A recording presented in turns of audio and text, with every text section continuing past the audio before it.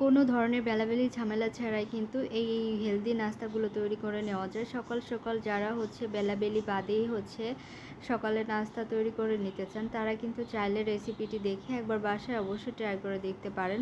তো আমি নাস্তাটি তৈরি করার জন্য প্রথমে একটা বাটিতে 2টি ডিম ভেঙে নিচ্ছি, আর দিয়ে দিচ্ছি স্বাদ মতো লবণ, দিয়ে দিচ্ছি কাঁচামরিচ কুচি, এরপর দিয়ে দিচ্ছি গাজর কুচি, এখন দিয়ে দিচ্ছি পেঁয়াজ পাতা কুচি। আপনাদের হাতের কাছে যে সবজি থাকবে আপনারা সেই সবজি দিয়েই কিন্তু নাস্তাটি তৈরি করে নিতে পারেন।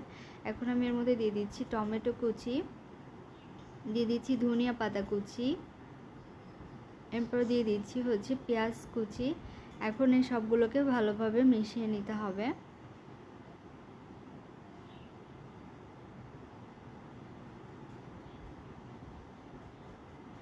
মিশিয়ে নেওয়া হয়ে গিয়েছে। এখন আমি এর মধ্যে দিয়ে দিচ্ছি 1 কাপ পরিমাণ আটা। আটাটা দিয়েও একটু ভালো করে মিশিয়ে নিচ্ছি।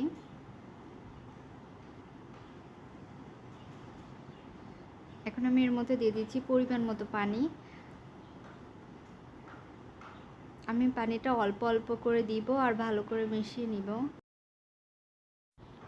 অল্প অল্প করে পানি দিতে হবে আর গুলিয়ে নিতে হবে, তা না হলে কিন্তু ভিতরে লামস থেকে যেতে পারে। এই তো আমার গুলিয়ে নেওয়া হয়ে গিয়েছে। এর কনসিস্টেন্সিটা কিন্তু একদম পাতলাও হবে না, আবার অনেক ঘনও হবে না, একটু পাতলা করে তৈরি করে নিতে হবে। চুলাতে একটা ফ্রাই প্যান বসিয়ে দিয়েছি। এখন আমি এর মধ্যে দিয়ে দিব সামান্য পরিমাণে তেল। খুবই অল্প পরিমাণে তেল দিয়েছি। এখন আমি একটা ব্রাশের সাহায্যে চারিদিকে ব্রাশ করে দিচ্ছি। আপনাদের হাতের কাছে ব্রাশটা না থাকলে আপনারা কিন্তু টিস্যু পেপার দিয়ে একটু মুছে নিতে পারেন। এখন আমি আগে থেকে যে ব্যাটারটা রেডি করে রেখেছিলাম ওইখান থেকে আমি পরিমাণ মতো চামচ দিয়ে দিয়ে চারপাশটা একটু ছড়িয়ে দিব।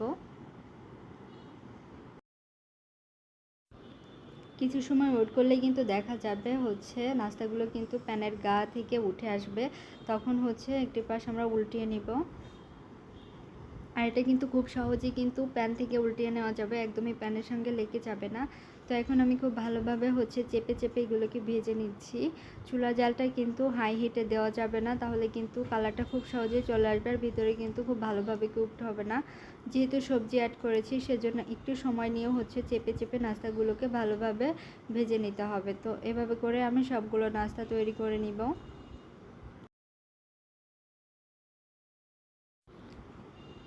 আর এই তো আমার নাস্তাটা খুব ভালোভাবে ভেজে নেওয়া হয়ে গিয়েছে। এখন আমি এটাকে নামিয়ে নিচ্ছি। এভাবে করে আমি সবগুলো নাস্তা তৈরি করে নিয়েছি। দেখলেন তো খুবই ইজি কিন্তু এই নাস্তাগুলো তৈরি করে নেওয়া যায়। আপনারা কিন্তু চাইলে বাচ্চাদের টিফিনেও নাস্তাটি দিতে পারেন। যেহেতু সবজি অ্যাড করা আছে সেহেতু বাচ্চাদের জন্য খুবই হেলদি একটা নাস্তা হবে। আমি কিন্তু আজকে সসের সঙ্গে পরিবেশন করছি। আপনারা কিন্তু চাইলে এখানে চাটনি কিংবা মাংস যে কোনো কিছুর সঙ্গেও নাস্তাটি খেতে পারেন।